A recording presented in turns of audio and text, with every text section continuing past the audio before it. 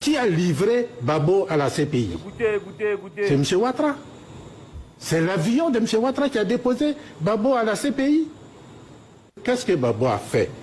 Que ce soit pour M. Ouattara, que ce soit pour M. Bédier. Et je parle là, je prends Big Togo en témoin. Parce que je sais ce qu'il dit de bien de Babo. Je le sais. On est en Côte d'Ivoire, nous avons des amis, nous avons des parents. Donc on sait ce que chacun dit. Babo n'a pas besoin. Le fait même que Babo est... Qui est arrivé au président Gbagbo là, on appelle ça un mal pour un bien. Parce que la phrase du président Gbagbo qui m'a marqué et qui me marquera toujours, c'est celle-ci. Vous me combattez pour quelqu'un que vous ne connaissez pas.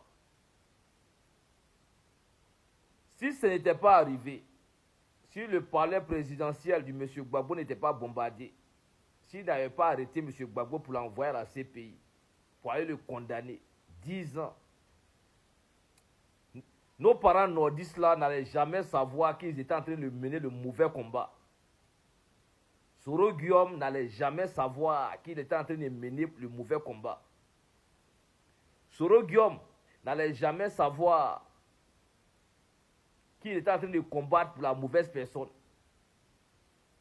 Soro Guillaume n'allait jamais regretter les décisions qu'il a prises de sa vie. Donc tout ce qui est arrivé à M. Gbagbo là, c'est un mal pour un bien.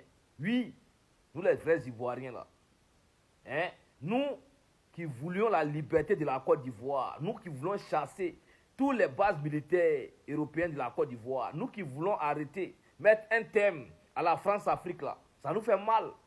Ça nous fait mal que M. Gbagbo a été arrêté. Mais en même temps, c'est bien. C'est bien parce qu'aujourd'hui là, les gens savent la vérité. Ils connaissent la vérité. Ils savent que non, leur histoire de Boubou là, c'était Doi. Ils savent que non, les Européens voulaient imposer les Woubi en Côte d'Ivoire. Ils savent que non, la France voulait voler notre matière première. Ils savent aujourd'hui que non, M. Gbagbo combattait les Occidentaux. M. Gbagbo ne voulait pas qu'on nous vole. C'est pourquoi ils sont venus le renverser là. Donc c'est un mal pour un bien. Aujourd'hui là, si tu es supporter de M. Gbagbo, tu peux dormir tranquille. Parce que ton leader là, il menait le vrai combat. Même si M. Gbagbo ne revient plus au pouvoir là. Aujourd'hui là, c'est un héros international. C'est un héros planétaire. C'est un héros. Il a vaincu les marmailles de la CPI. Ils l'ont attrapé comme un voleur. Il est sorti comme un gourou. C'est un titan. C'est un Woody.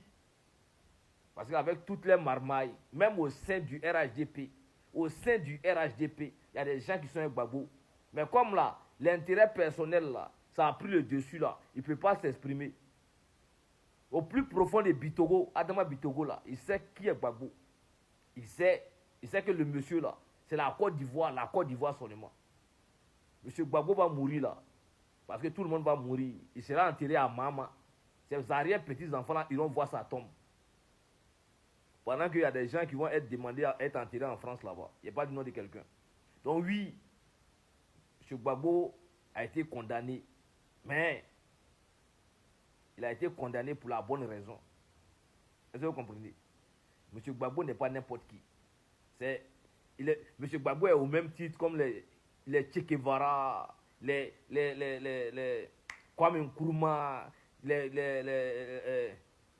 tous les héros africains. M. Gbagbo, pour moi, c'est un héros. Voilà, c'est un héros. Il restera toujours un héros.